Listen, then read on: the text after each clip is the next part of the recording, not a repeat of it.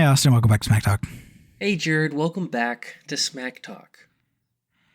Episode 7 of Never Stop Blowing Up. We're here to talk about it. Revolution. Dang Revolution. Good name. Pretty name. Good. Solid name. Do you think better than Meet the Santangelos? No, it's awful. What do you mean? There was no dancing. But there was a dang and there was a revolution. Isn't even like an action game. You don't even kill each other with dance. I'm bitter. Like most you think episodes I'm coming of TV into this? Shows are, I'm not. Oh my god, that's crazy. Yeah, no, you're not bitter. Shut the fuck up. I'm coming in. No, I'm sour. I don't know. I just started work. You think I'm coming into this with high energy? Get out of here. I'm salty. Bitch, I'm man. salty. I'm sour. You and your fucking the outside things influence your. What's the Sour Patch Kids slogan? First they're sour, then they're sweet. First I'm sour, and then I kill myself. Jesus Christ, man. Okay. Well, I mean, I thought it was pretty good. First things first. Yeah. Okay. Good. I'm just glad we're establishing that you just want to be sour. It's called Smack Talk. It's called Smack Talk. Yeah, it's called Smack Talk. I do the smack talking. Okay. Yeah. You do the rationalization. Yeah. I do the talk smacking. Yeah. That's my lips going. Anyways. You want to do our standard format? You gonna guess what I liked about the episode? Yeah. Okay. I feel pretty good. I gave you one. I couldn't think of a third dislike when we get to that, so I gave you one of my dislikes as a third. But I feel pretty good. I feel like, surely I'll do a clean sweep before we're done with this series. Okay. Yeah. But I think you loved fart to see if they fall asleep, and that the fart was a success, and that the fart changed everyone in that vicinity's beliefs. I think that all landed. Okay. I think you like that they had to 69 to ventilate themselves from the poisonous gas. And then I think you're just a sucker for any and all of the animated scenes. There was only one with Jennifer Drips, but I think you really liked that animated scene. Okay, interesting. You paint me as somebody who's very vulgar and loves anything very simple, which I have called myself a simple man before on this. But no, not even remotely close.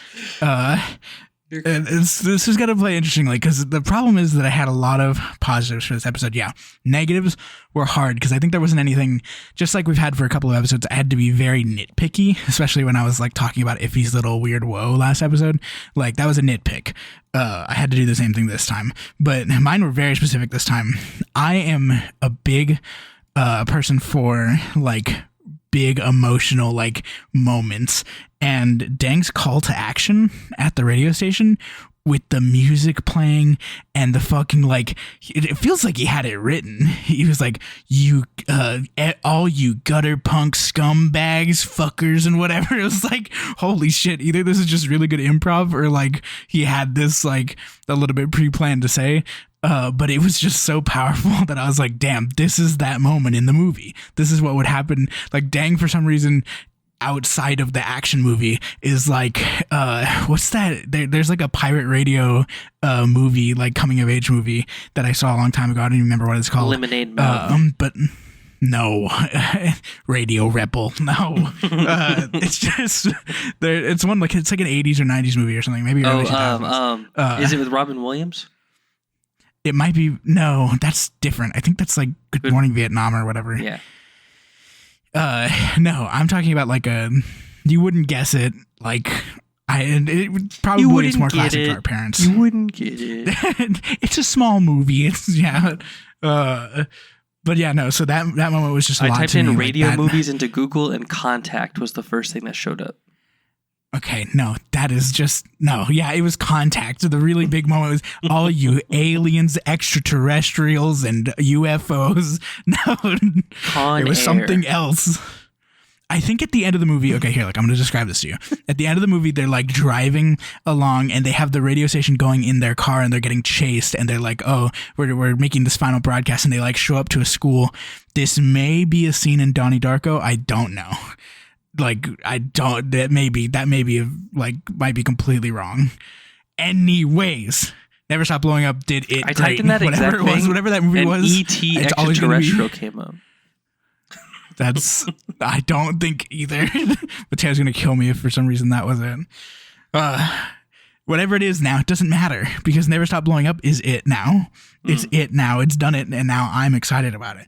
I thought that moment was amazing. I really liked that character that he was talking to. Next thing, I really liked the entire skull crushing scene at the end. I don't know why. I shouldn't probably because it was so supremely silly, but just the idea that all these people were helping and like doing the arms wrapped around Kingskin's arms was just like such an artistry to such a silly moment that I don't know why it hit with me as hard as it did. But it just like I don't want to say I would have cried if this were a real movie, but like I would have if I were 6 or 10 cried if this were a real movie, you know? And like that's what hit me about it. And then my third moment is I have written down Izzy's Punch Plus. I had to go look that up real quick, but it's just been a few days since I've seen the episode.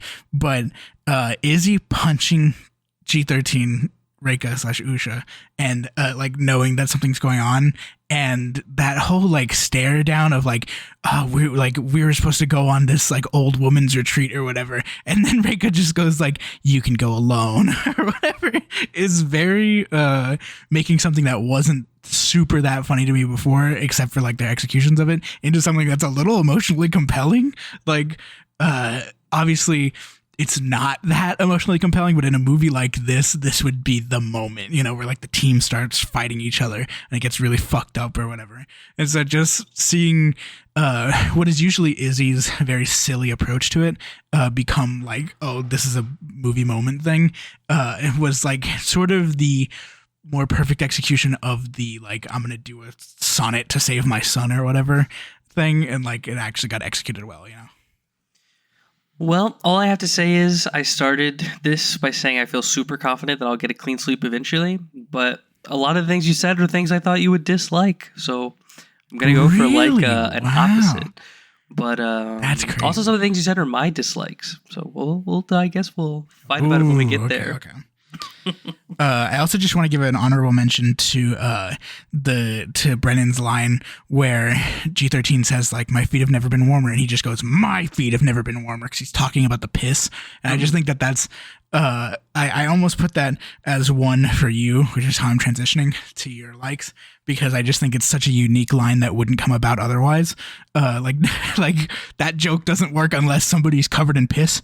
And so, but I didn't do that because I think there were actually other better things in this.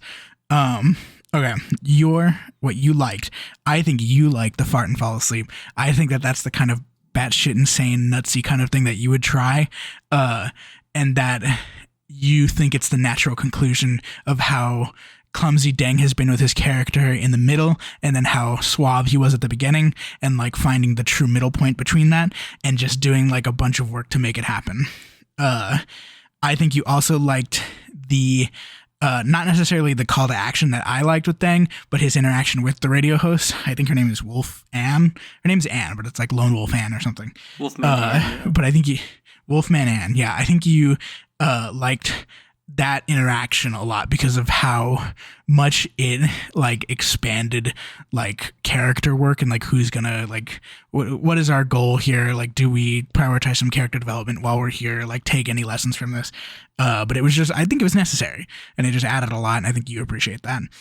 I also think you like the idea, this is another one in the same vein as Fart and Fall Asleep, of crushing just the perfect amount, because I think that is a unique situation. We've got a character who just crushes a lot and like has like now this like loving internal structure being lived now and wanting to care for a friend, but just like that wouldn't come about in any other scenario of having to fix this problem like this.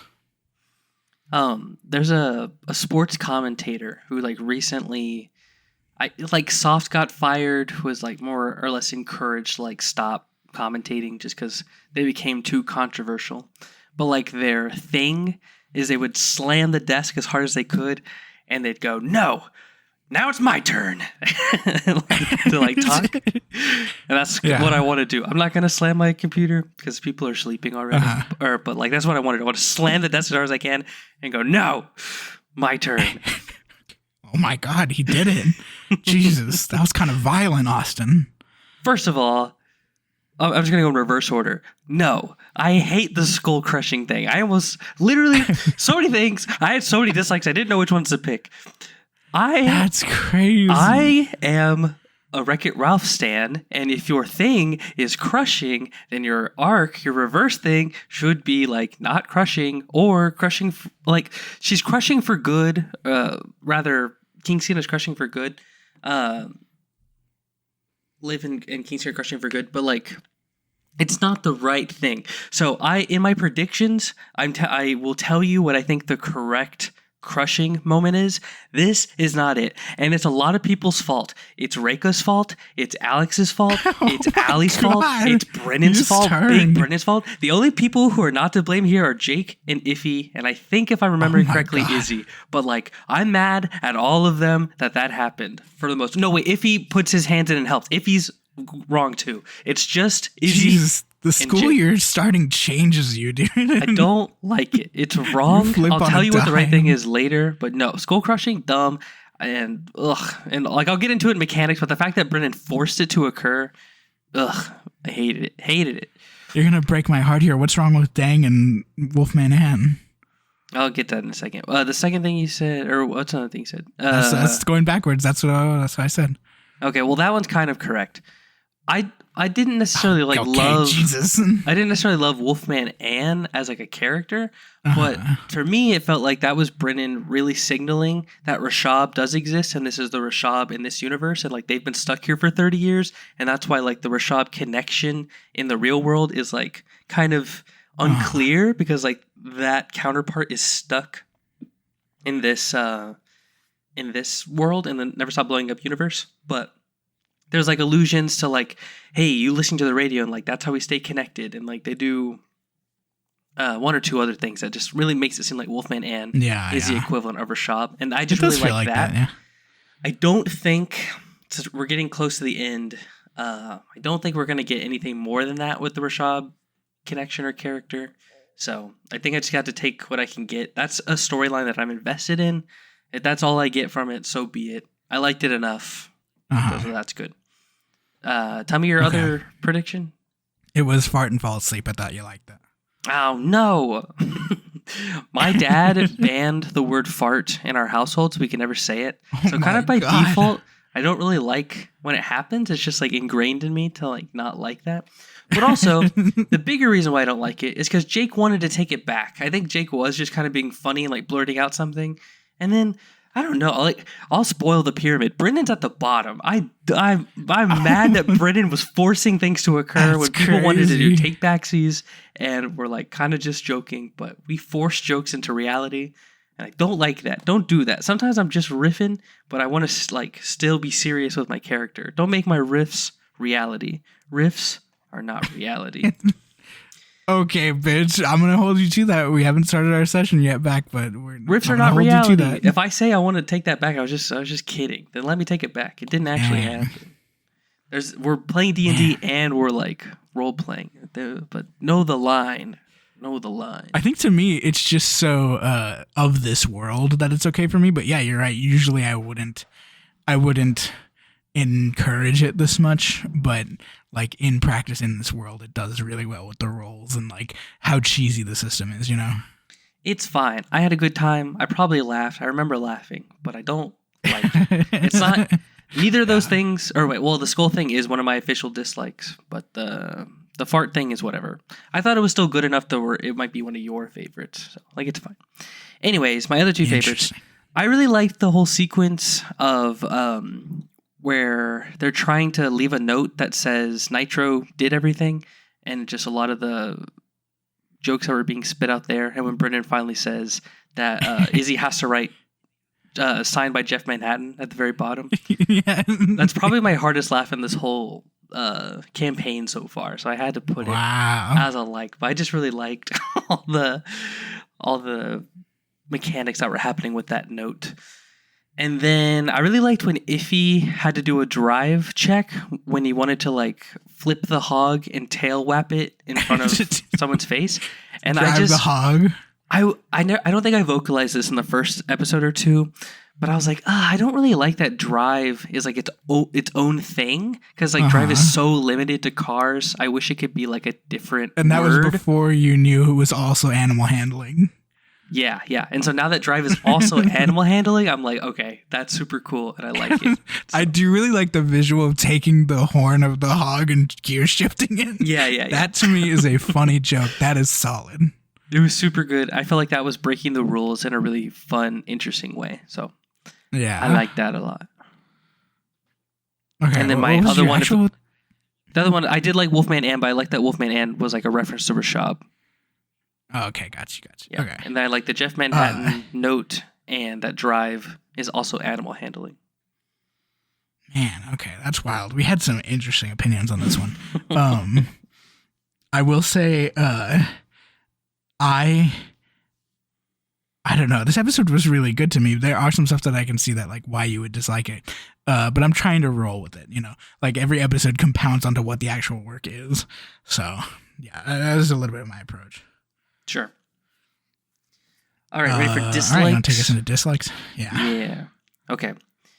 I take it back all my confidence. I'm not confident at all. I think I had like 10 dislikes, and I just gave you 3 of mine.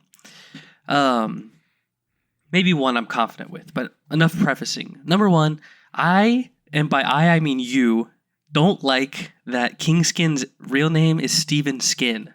Don't like that. Number 2, I think we both don't like how many outs there are now with the 1's ability, and that 2 is the new 1. I don't think either of us like that. And then 3, I, and by I mean you, don't like that everyone at the table was doing such a good thing, especially in a world where we do like cliches, where they were like trying to get Reika to come out by like reminding Reika of like things about, I'm saying Reika, but I mean like Usha, reminding Usha of like things about their life. Like you were already saying like the old woman hike thing, and they were trying to like prompt Usha to like come out from her brain. That's the classic cliche of like, if we just say the right thing, the real version of them will like come out and like do the right thing. And like, that's just what I would have preferred. I'll rant about it again when we do my dislike. But I really hate that it devolved into, what if I just crushed the skull in the right way? And I would have much preferred playing with the cliche of like, what's the right thing to do? Because I really liked Iffy's thing with the neck. Because I did say this in episode 2 or 3 that I really hope like the neck rubbing becomes something. And we like predicted that maybe like the neck snapper thing that Allie has would maybe become like a Reika thing as well. And it's like, there's my payoff. It was within grasp. If he was playing with it, like if she just rubs enough necks, Usha will come out. And it's like, but then nonsense. Then the nonsense stole my payoff, and I'm so bitter. And by I mean you. You're probably really bitter about it. I do know you sometimes are a victim of looking very hardly for something that you expected, like that you wanted to happen, and then being upset when it's not that. I don't mean that insulting. It was within grasp, Jared. If he was already setting it up, it was on the tee. You are right on some level for sure. But I do think I am a little bit more willing to like see what we got and see if it made sense retroactively. So that's why the skull crushing thing was on my positive. The skull crushing thing, it needed a 30 check, so there's a world where it doesn't happen. And Alex was mostly just joking. If people like weren't so jokey, like that wasn't. I know. But that's what that's some of what the magic of it is like all of them helping each other to do it. The magic is like, the magic is remembering something and getting a payoff. You go, that was a good dopamine rush. Fuck yeah, good. That's good true. Callback. That's true. Yeah, no, not like building up enough tokens to be able to do whatever you want. I can kind of see where you're coming from for sure. You're almost right on one of them for sure. It is sort of that. It's not necessarily like the skull crushing payoff, because obviously I put that on my my positives, but it is the moment immediately afterwards. I'm skipping to my third one just because it's so relevant. But Brennan does this whole like, I have to justify this 30 and this like everybody using their tokens to make this happen, which is really like, I'm not even positive it's an episode 7 thing to happen. Like honestly, let it happen 8 or 9. Like this is almost more like of an intense situation than like a 1 or 2 episode length should make it. But he goes, and I'm reading the transcript. He says, Usha, you open your eyes. You almost lost your family because something outsmarted you. What would you be willing to do to never let that happen again? And then Reika just says, Usha looks around at all these faces and they all click into place like code floating in columns. And she says, what the hell is code? What is it?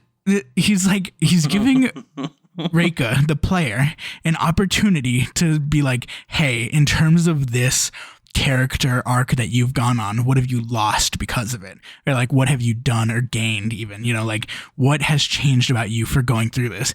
And it ends like where it began, which is just like ignorance and like just stupid jokes, Yeah. Like there was no compounding narrative there. Like it's not involved with her character at all, the way she responds, and he lets it go. But like that broke my heart. I was like, I was ready for this to like have made sense forever and to be the value in all of the awkwardness, but it was just such a weird answer with no actual weight that is like, what? You went for the joke? Like I don't even know. I don't know would have been better. To know, and I want to remind people always that Reika is top 3 celebrity crushes of all time.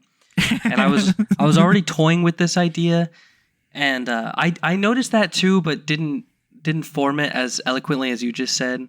But Reika is going to be at the bottom of my pyramid when we get there. I am disappointed as well.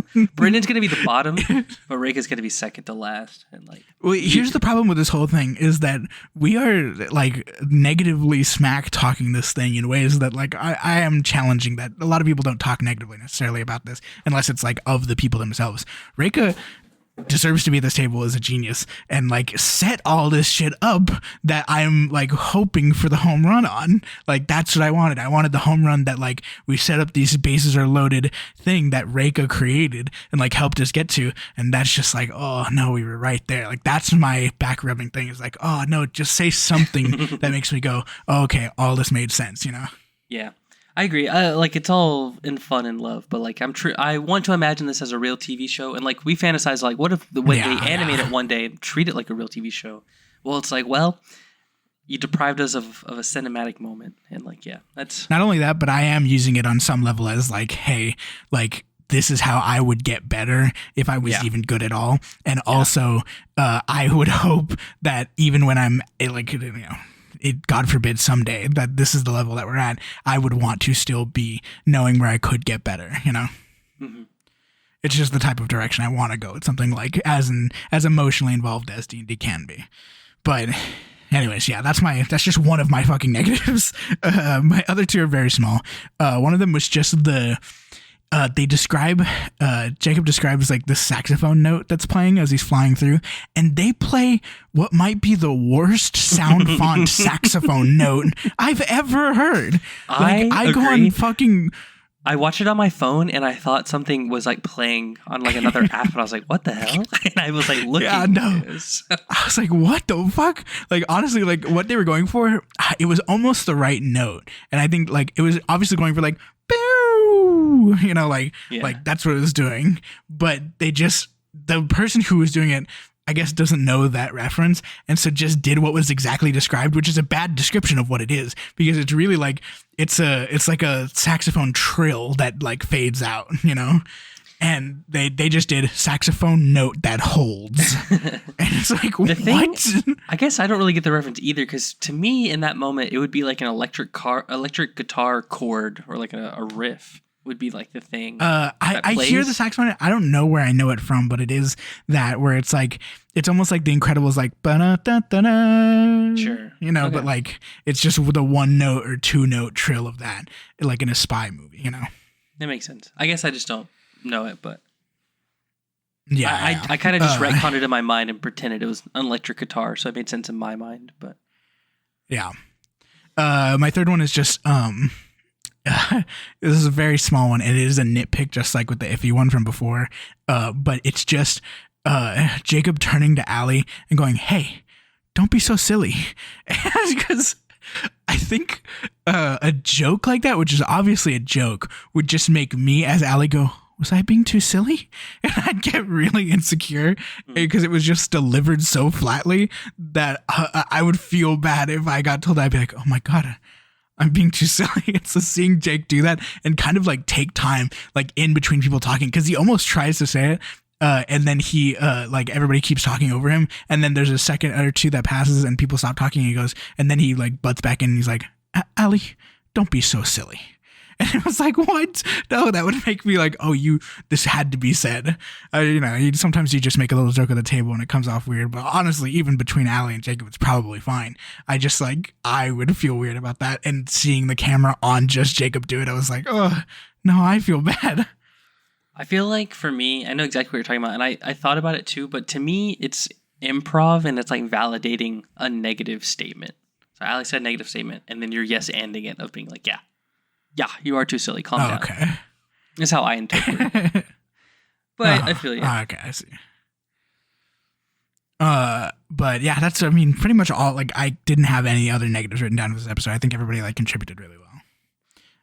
But I want to guess yours. Yeah. Yeah. Okay. Now this is just we've gone like through highs and lows on some of this stuff. And like I've felt sometimes that we're getting closer. We're figuring out each other's stuff. Now I feel bad again. I feel like we're going back down. Yeah. Now we're going backwards. Yeah, we are the Usha. We are the what's code? Yeah. What is it? Yeah, exactly. we forgot all of our lessons. Yeah. We're back to square one. So, but I did just feel like this. I think one of yours might have been just how much piss there was with Haldwell, and just the idea of like at one point he does like a backflip or whatever, and piss just comes down from the trash can onto him, and he's like just covered in piss. Warm, fighting. Buddy. You're so warm. That's close. So is he. He's really warm. Yeah. It's probably the drowning in piss, because that is also that I just have written Haldwell and piss. Yep. I got a piss rant coming. Okay. Let's go. Okay. And then I have the joke. Oh, this one, I hope you remember this. I hope you remember this happening, because sometimes I don't know how to describe this to you. Sometimes if I was talking to past Austin, you would be like, "Holy shit, you're completely right. You were right on the money. It's amazing." But if like a couple weeks pass and then you forget about it, then future Austin or present Austin is like, "What the fuck are you talking about? I never ever said that." Past Austin said this. You were saying about how there wasn't that much difference between Alex's character Liv and Alex, and like you can't really tell like how much of that is in there, so you aren't really that impressed by their role playing, because it's not that apparent how far they're going with their role playing. I have written down Alex having to clarify what is in character, and that joke happening is a dislike for you, because it just emphasizes the fact that Alex and Liv aren't that far apart from each other, that they had to clarify what is in character, and it became a joke. Interesting. I'll validate really that had that come up more closely to when I made that statement, that probably would have been a dislike. But I kind of forgot I had that opinion. So yeah, 100%. Yeah, okay. I'll try to validate all that as much as possible. That would have been correct. Honorable mention. Yeah. And then I have this written down too. You might have to remind me on this one, but I have Reika not blowing up for G13. I think there was a choice at some point where Reika had a choice to whether or not to blow up. Oh, I remember it. Whether or not to blow up to deceive Allie's character about like being G13 or being Usha. And like Reika had the opportunity to try to blow up for it, and I think you would have thought that that is a necessary choice to make, especially when being taken over by a character who's trying to be a little antagonistic, is that yes, you should choose to do that and try to beat the other person, not play as if you're Usha trying to get beaten, Interesting. I think that's valid too. It didn't stick out to me that badly. Yeah. I was also still unsure of what was happening because I thought at that moment that they were going for the cliche of like, if I say the right thing or do the right thing, the real Usha will come out. And so like I think, in favor of the cinematics, maybe more so in that moment than the let the dice decide. But good, pretty good guesses. So one, I already talked about the skull hacking stuff. So the skull hacking logic in the whole scene is like my number one dislike. Number two, I put that the boars kind of coming out of nowhere gave me whiplash. I like rewinded and like watched it 2-3 times over, and it still didn't really make a lot of sense to me. It felt too totes random for me, and they kept coming up, so like they were relevant to this episode, but like I don't know. It gave me whiplash. I was like, what is happening? Am I missing like context? It just, I don't know. It threw me for a loop. I think you're onto something there. I do think for some reason boars are part of the anarchist mindset. I don't know. Maybe that's part of it. Maybe. I know I would like to think I could get like a B on any politics test you give in front of me, but I've never heard that reference. So, but maybe. I got you. And then I'll say that you're pretty close to the whole piss thing. My thing is, okay, it wasn't even on the dislikes list until Brennan made the Jennifer Drips joke, and he was like, you can make poetry with anything. And I was like, you son of a bitch, you have so much potential with this garbage can full of piss. We could do some simple stuff of like the piss is acid, and like he uses like acid piss as like a weapon. Or just like he could literally flood them in piss. He can never stop. So like he purposely pisses more and like traps them in a room full of it. And there's just so much that could have been done. And like it was just played for jokes. He became the villain of this episode. Like they needed to stop him. I don't remember his name. He's not worth remembering because he never does anything with his piss. But like Britain's so creative. And the fact that that's all I got was the drips pun instead of like repurposing him and like Usha accidentally creating like something super powerful by making him piss all the time and like learning your lesson that way of like be careful what you wish for type of moment. It didn't rub me the wrong way until Brennan said that, and I was like, you know what, I am not satisfied. Actually, there's so much more we could have done here. And then Allie just deciding to drown that villain in piss was kind of anticlimactic as well, but gotcha. It's fine. But lots of piss potential was left on the table. Yeah. Yeah. Okay, I think we've gone through positives and negatives. You want to do mechanics now? Yeah, let's do mechanics. I just want to hear your thoughts on the ones. I predicted that as one of your dislikes, but it didn't seem like you minded that much, that they have like 3 different avenues that they can use each episode for rolling, and that one. I think I am not that afraid of it because of its like limited series like nature. It is definitely leading up to what I said before. The ending is going to be them absolutely trying to do the most insane shit possible, like that they could even conceive with a million abilities and whatever. And I'm going to segue this directly into my next thing. But there's just like, there's so much potential for it that I think it's setting up for the final episode to be, no matter what you roll, we're about to do something fucking insane. And like, it only flavors it in whatever way, what number you rolled, you know, like whether or not it's a failure turned into a success or a super success turned into something crazy, you know, like that's what the purpose of the functions is. And maybe we got there a little early. But my mechanic I want to bring up is along that line.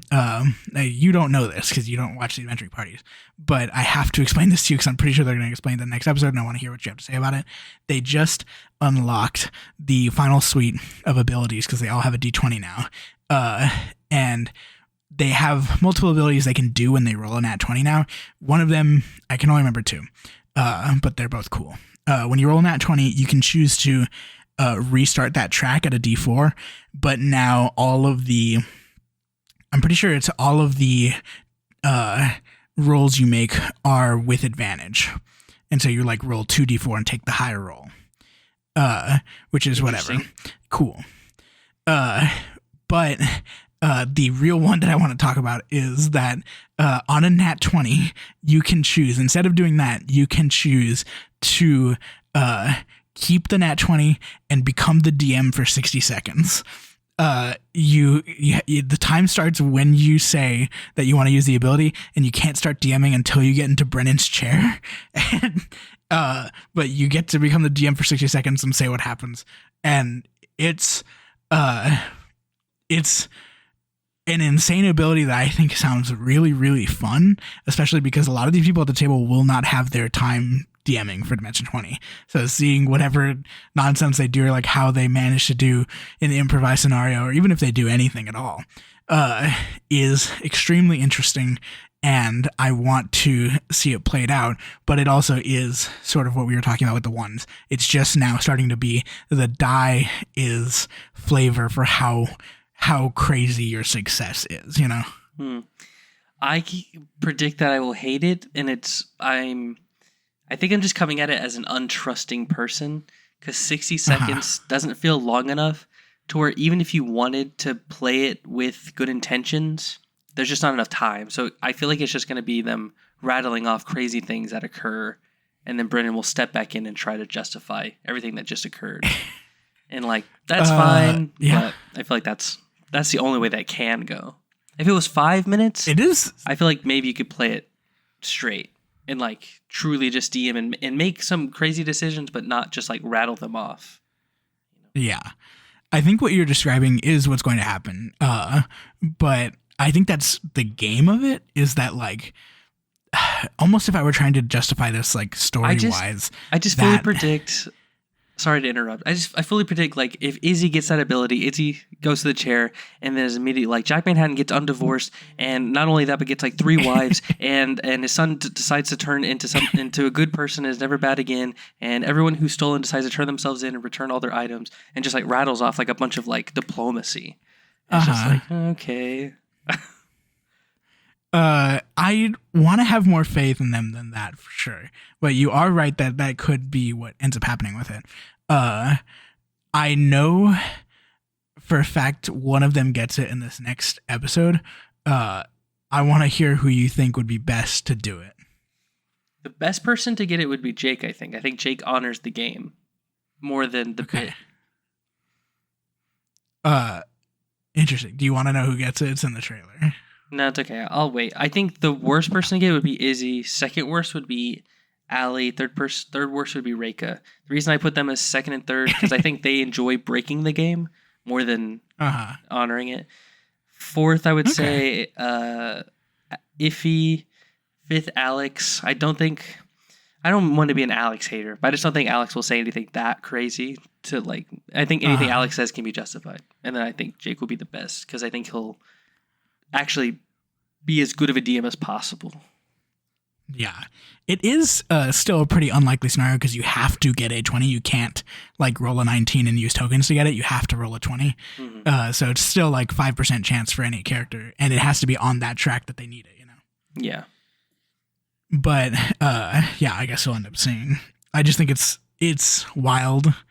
Would you ever want to play that system like that? Because I would want to have enough trust to be able to do that, because I think it sounds like it brings up scenarios that are like hitherto undreamt of, or whatever, you know? I guess. I think this kind of goes back to like our kind of differences in the philosophy of D&D, because I just think in a way everyone kind of becomes a DM and a character. Like if we're all really long form role playing, like it just builds upon itself. The function of it is too, you can't play your character. Brennan says he'll play their character in neutral, and you play the NPC. It's like you are truly the DM in that scenario. Like you're controlling the world now, not the people, which is kind of its own restriction in a way, you know? Yeah, but I mean, I don't know. I just feel like maybe it's just. That's why I feel like it just invites craziness. Because like if you want an NPC to do something, then you as your character like manipulate them or bribe them to do that thing. Can I pitch something to you and see how you feel about this? Yeah. So let's say Izzy does get up there and she says all that stuff. Like it's like Jack Manhattan gets undivorced, whatever. Your son's a good person now. And then the 60 seconds ends. Brennan gets up there and he describes the exact same thing that happened, but it's absolutely horrifying, because like the amount of like Kilgrave like puppet stringing that it is is actually like kind of scary, that it's like, oh, like it's happening, but in a way that was unnatural, and the movie doesn't make sense anymore. So these characters are actually losing parts of themselves. Yeah, to do there was this a brief action allusion you to that deemed. on the beach with Manhattan Sun. Yeah. Yeah, I don't know. That's just not really like the story I want. If that's what happens, fine. Yeah. But, like, I don't know. No, I I'll just still wondering not where like your mind it. was with that. I guess I'll have to see how it plays out. What's your other mechanic? I just want to talk about Brennan forcing the skull thing to happen again, just like forcing a thing to happen. He rolled a d20. I should have rewinded to listen to it again. It sounded like he just rolled a nat 20, and so he was like, "Oh, this has to happen now," which is Yeah, I kind think of he did. Yeah. a crazy rule, which I think as a DM I would never. Maybe I would do it. I don't know. It just seems crazy. It's I don't watch Brennan's It's part punishment. the Brennan side podcast. What's that called? Where he like talks to people about D&D mechanics, and then he's like, name one. Adventuring Academy. Okay, I would love for him to talk about that in Adventure Academy, and if it ever gets clipped, I would watch that because I want more philosophy and theory around of like someone made a crazy pitch, and I'm now forcing them to do it. I don't know. I just want to hear more about it. I think it's so interesting and so dangerous, and I don't think I would ever do that. But I think it is part punishment because, like, it's interesting that you say that. So you're actually pro somebody saying something and then unsaying it? yeah, Okay, he's I'm in favor definitely of just, going like, don't say it even. I get that philosophy. I'm in favor of like just talking out loud and then making a decision Yeah. and then like visualizing it together. Because like I do think I was saying this earlier of like honor the line of like we are friends hanging out and we're also doing a story and those blend together. And like one of the reasons why I was always hesitant to even watch D20 or Dimension 20 is because like that's how I think of D&D. There's the hanging out part and there's the roleplay part, and like I'm totally on board to like watch and listen to the story. But like when it comes to like watching friends hang out, well, I'd rather just hang out with my own friends than watch friends do that. That's just me personally. And so like Interesting. I didn't really want to watch that.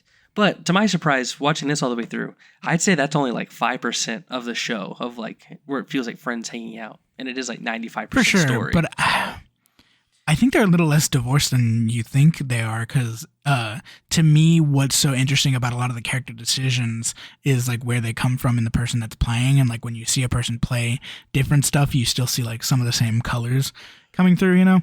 Yeah. And like that's the value I get from that. Also, I just like, you know, like anybody, being a part of in jokes like through the people that are playing. But yeah, no, I do think it's more entwined than that for sure, because you see things happen where like people are making story things happen because they don't want their friend to feel bad, and that is actually reflected in the character, you know? Yeah. And it's like, oh, okay, that's interesting, because it's not like, it's when you're watching the runtime, yeah, it's probably like 595 like you're saying, but like in terms of intention, I think it's like closer to 2080, you know? Sure. I won't argue the percentages with you. I can agree to that. Just interesting stuff. I did have failures written down, but I think we covered that. I after hearing the Nat 20 thing is when I decided that it's not that negative, but I do think there is something lost that could have possibly been an addition into how much a true failure would be. Because yeah, you're right. 2 is the new 1 is kind of weird. And it's already kind of like, if anything's a 5 difficulty, you can do it, you know? Yeah. It's just, it's fine. I agree as a one-off, it's fine. If I was to emulate these rules, that'd be one thing I'd change, I think. Yeah. I don't like the My real one that I have. ability. Yeah, no, I mean, maybe just limiting how much you could do it, I'd be okay with, because it seems like they can do each one time during an episode, which is still more than once. I would say like 1 per episode, no matter what you pick. Though surprisingly, there were especially just like a 'cause there's lot 6 of people at nat the table. ones this episode. There was like 6. Yeah. That's also Yeah. atypical. My real one is that I love the storyboards, you're right. And the Jessica Jeffers one is actually the one that they had put in the trailer or like one of the ones they had put in the trailer, as like a cool thing that was happening, and it's actually a really silly thing that's happening. I don't know how I'm gonna come out of this series feeling, but there are too few storyboards for what I am assuming is technically and functionally and like almost monetarily the replacement for like combat and minis and whatever. It is like we have gotten maybe 4 or like 5. I think 5 is actually overstating it. Total, and they've been great, but like there's plenty of moments that I think deserve them. Like I would have, I think the skull crushing thing would have been like a lot better had we been able to see it visually. I agree. It almost feels like it's editor's passion. Just like whenever the editor feels compelled to do it, they do it rather than like actual rhyme and reason. I just have like 2 quick ones. Do you have another one? You go ahead first. I was just going to put that the dying in the Never Stop Blowing Up universe is brought back into question just through some maybe accidentally clunky dialogue from Brennan of when they meet Wolfman Ann. I think it got retconned okay, but I'm still curious, I guess, to find out what the consequence is, because now it feels like maybe there's 2 to 3 different answers.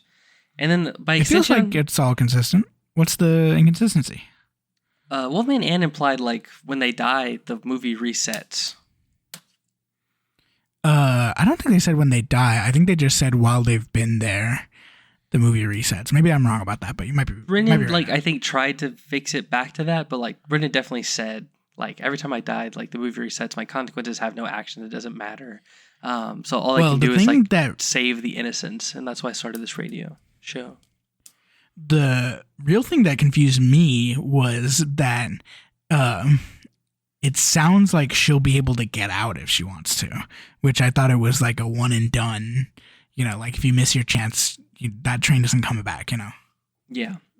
Yeah, by extension, I guess I mean the same thing. The consequences just seem weird. But I do have when we get to predictions, I think I have a nice little bow that could happen, and I really hope happens to resolve all this conflict. But last little thing by extension, and this is more of like a story mechanic, I'm just surprised how little Barsimian has been like involved, because it felt like Barsimian was going to be like a key antagonist, not even like villain, but just like a key character and antagonist form. And it's just like not that much in it. I'm just really surprised with that as a story mechanic decision. Yeah. Yeah, that's interesting. I had one more. I just think that this was a strong character episode.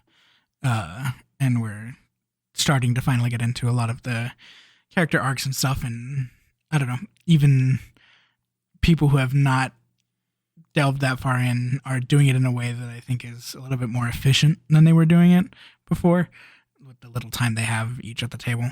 Yeah. So I just like that about this. Wholesome. Other than that, I think I'm ready for predictions. I think I have to go first because I think you're going to snipe one from me, and I only have 3 this time. I really tried hard to get 3. Okay, go for it. Okay. We're getting those cigs, man. We're getting those cigarettes. That's my prediction. I think you're about to snipe that from me. Nah, it's obvious. Just going to happen. Obvious. Nah, the cigs are they're behind the table, and it's going to happen. I don't know. It almost seemed like Brendan didn't have an answer for that, but maybe just thought of a prop that hasn't been used yet. But that one felt more improv than intentional. It seemed consistent, like for the character. I think Jake will try to get those cigarettes. Yeah. Okay. And then my other 2 are just, I think we skipped over it, but I think G13 was in love with Slicer, and I think we're going to discover that at some point. It really seemed like that was a little thread that we need to pull on. And so because we need to get back to that, I do think we hit Return of G13, and it's just like a very like, oh, I did a villainous thing, and I feel bad. But here's how I can help. Okay. What's your third one? That's my 3. Return of G13 and G13 Heart Slicer. Okay. Well, you're close, buddy, but unfortunately, you have the wrong interpretation. I know that this is how the story ends, okay? G13 is going to come back, but G13 will be the final villain of the movie. And I think G13 is going to realize that you can like hop between these two universes. And he's going to try and hack his way into the real world. Okay, I think that's what the final like conflict is going to be, to stop G13 from doing that. Maybe Slicer is part of the reason. Maybe he also realizes that Slicer's like equivalent is in the real world and they can like go find them. Maybe I don't think that, but you were saying stuff that was like making me start to think that as well. But that's not. I don't want to go that far. I just think G13 will be our final villain. Then, by extension, prediction number 2, okay, to stop this from happening, this is how you properly do the payoff with crushing. I think Liv, in the real world, Liv will have to crush the Never Stop Blowing Up tape with her bare hand, something like realistic that Liv can do, and thus like exemplifying that the King Skin personality is like stuck to a certain degree, and that will keep G13 from like entering the universe. It also puts a nice little bow on the whole thing to where like you can't go in and out, because I've been bringing it up that it just seems like, why wouldn't I just keep going in and out? Like, you know, I just been bringing that up a lot because the arcs and the moments and like the motives just haven't really been lining up. But that would resolve this whole thing if like we have to crush it in order to stop like a bigger villain like G13. And then also by extension, just as like a nice little bow at the very end of this little miniseries, I think it'll be revealed that Paula's character took something with her from the universe, in essence kind of stealing something, and that'll like segue our arc into like, you know what, sometimes people do just happen to steal. But I'm not even bringing that up for the arc moment. I think, especially since this is Izzy's like favorite type of thing, I think that will foreshadow a sequel to come. And like maybe we think G13 is defeated, but we'll do the very cliche action movie thing of like the thing Paula took will like wiggle. And then like, boom, perfect. You have it set up. We don't have to invite everybody back to like Never Stop Blowing Up 2, but like Izzy obviously has to be there because Izzy has the object. It's for Izzy. Perfect. Everything's set up amazingly. We get like the Inception top like spinning. Yeah, the Inception top, the X-Men 3 chess piece that moves when Magneto moves it. Like, yeah. The classic. But that's how I predict the last like 5 minutes of Never Stop Blowing Up to end. And it all feels like it's heading that way. I don't like the skull crushing thing, but I feel like there's no way G13 would tolerate being forced out of the body they hacked. So, okay, so hopefully that leads to something. Both onto something better. with a return of G13. That is Return of G13. It seems like you think G13 will help out, and I think G13 will double down as a villain. Okay, that's fair. Especially since Barsimian isn't the main antagonist, so we don't really have a big antagonist right now. So it feels like no, we don't.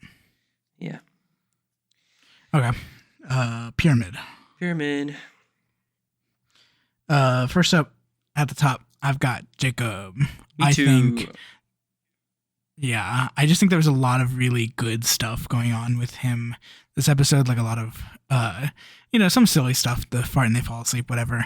But segueing the end of the last episode into like actually finding yourself and finding somebody who can mentor you into character development was like a great direction we went. He took it all in stride or whatever and just like really worked with it, and just the whole anarchist vibe that was going on and the call to action. I'm like this close to putting a golden heart on it, but I don't think so. I think we're going to hit more stuff before we end the series out, and I know how not to blow my load too early, unlike you.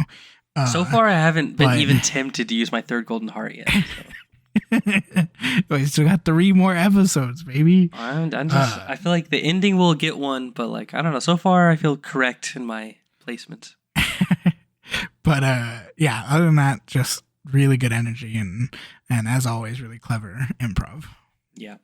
Jake's also my number 1. Jake's always number 1. I'm tempted to put them beyond the pyramid as well, but I don't know. I'm just going to leave them at the top. Number 2 for me is going to be Allie. I don't think Ellie did anything super amazing. Yeah, okay. I don't think Ellie did anything super amazing, and it's also a little bit biased that they got the clip, but I thought they did overall a good job. Yeah. The stuff that Allie added to this episode was good, and like I don't know, it was Allie being okay with everything that was happening and rolling with it. That really makes me appreciate them as a player. Like specifically, we're going at this with who's the best player, and the scene where they're trying to jump out of the car and go into the vents, but keeps like hitting fucking Jennifer Trips' fucking head, and like, oh, now I gotta kill this guy, or like it's very clumsy or whatever, was stupid and whatever. And I think another person would have been like, oh, this is so dumb and I hate this. But Allie like works with it and is like, just like adds it a little bit to their characters' decisions, like further on, just like being a little out of it and not as further developed with their character as like Dang is, you know? And so I thought that was really smart. I was going to add that Allie continues to do like the how can I hack the rules of Kids on Bikes into like 5e, and it's starting to become more and more endearing to me. I wish I remember the specific thing that happened, but Allie did like another like, can I do this to do this in order to get this outcome? And like, I don't know. Somebody got advantage. Somebody got advantage in this episode, I think, and wasn't supposed to because advantage doesn't exist. Yeah, but Allie just keeps finding ways to hack it, and I got to respect that at some point. So definitely earns second spot. Let's see if we're still matched up. My third person is Alex. Probably not. Oh, let's go.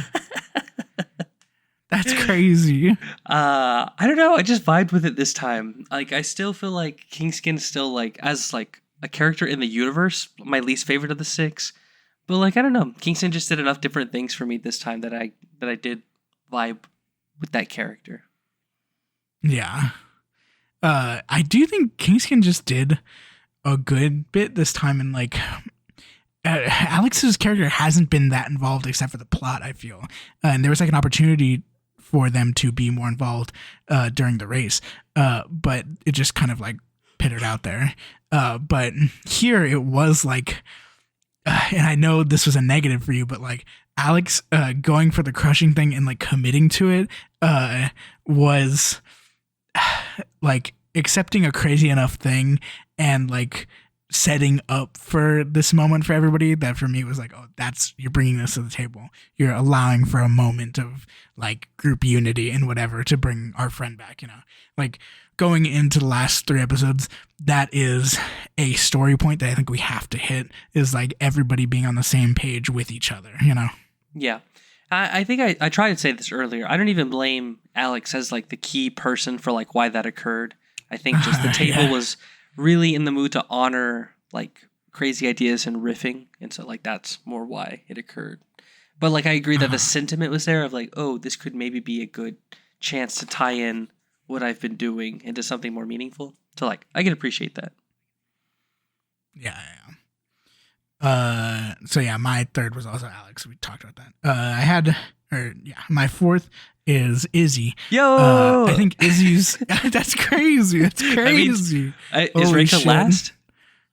Reka's last. Okay, nice. We have an identical pyramid this week. Let's go. Oh my god, that's the bit. The bit last week was that there was no bit, and the bit this week is that we have the same pyramid. Yeah, oh, it's so good. You better come up with 2 more fucking bits, 3 more bits, baby. Okay. Izzy was just bringing such a good energy to the table that like the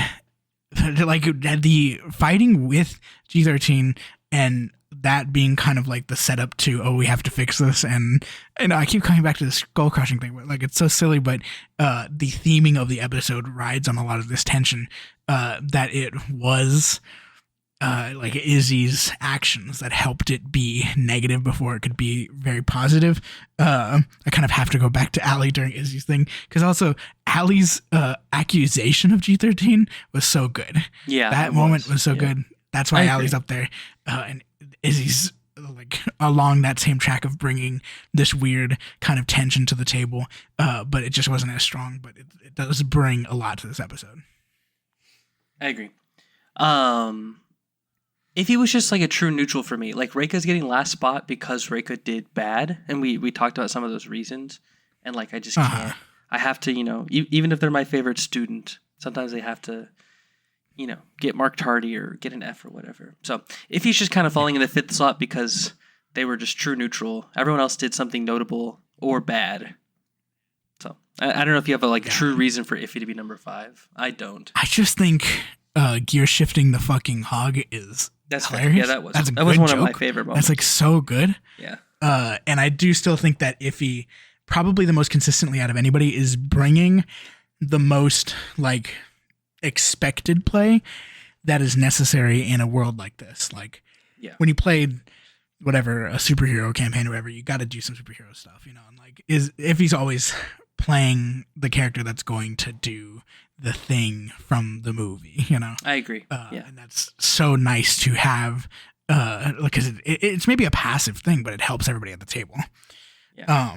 In terms of Reiko being last, I think it's so interesting.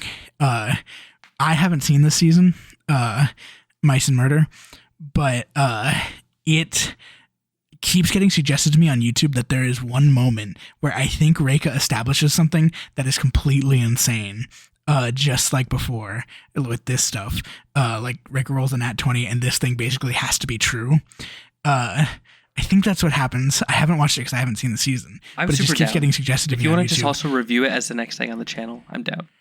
Yeah, I want to see we more have Reika. to figure out some Dimension 20 stuff to put in between, but like it is interesting, and I kind of want to know. It's the COVID season between the bad COVID season and the good COVID season, so I don't know how like where it is on that spectrum of good to bad. But like I have heard good things about it, so it's a murder mystery, might be worth looking into. I just want to know if it like retroactively also makes this all make sense in terms of the bad shit insane way that you know, like Reiko plays. Yeah. But yeah, other than that, like I like this series a lot, and so I'm happy to see it coming to an end, and like maybe we'll go out with a fucking huge nuclear explosion kind of bang, you know. Hopefully, yeah. In terms of, I already kind of talked about Reiko was last for me. They just kind of disappointed me with some of the things they did, but I'm sure they'll turn around and be number 1 or number 2 next week. And then Brennan was just pissing me off this week and just deserves to be in the pits of hell. Just I know, Brennan. I mean, what the fuck? Like, I bet he doesn't even know who Black Flag is, or Minor Threat, or Husker Du. What a fucking poser! What a poser! Name 3 albums by Husker Du. Yeah, time's up. But yeah, I'm glad somebody's getting back into his chair. Fuck him. Get exiled. Oh, that's so true. Maybe the bit for next week, spoilers, is that whoever is also the other DM joins Brendan in the pits of hell for being a DM for a bit. Oh, that's really interesting. That's a pretty good bit. But will we remember that bit 7 to 10 days from now? Yeah. Alrighty. But yeah, I think in terms of like other dropout stuff, there was just like, it was actually okay. There was some good stuff, but like, I need to watch it. Jake went on like another podcast of some sort, and I've been seeing a lot of TikTok clips, but I don't know the name of the podcast to plug it, but Jake was just being funny there. Yeah. Oh man, I want to see that. IRL, I have to go do something, so I'm going to cause a little bit short here, but thank you for tuning in to our another review for Never Stop Blowing Up. Hope you're enjoying it. Sorry this one's coming out a little bit late again. The next episode comes out you're probably seeing this on Tuesday, so it comes out tomorrow. I just started work, so we'll try to figure out stuff and make this come out on like Saturday or Sunday again. But we really do appreciate y'all. A suggestion for what listening season we have to go into next? You know, that would be probably the big deciding factor, is if anybody cared what we tackle next, other than me making Austin watch it. True. I'm down to do the mice one. But thanks so much for listening. Please consider leaving a like and subscribe. And thanks for having me, Jared. Thanks for coming, Austin. Bye-bye.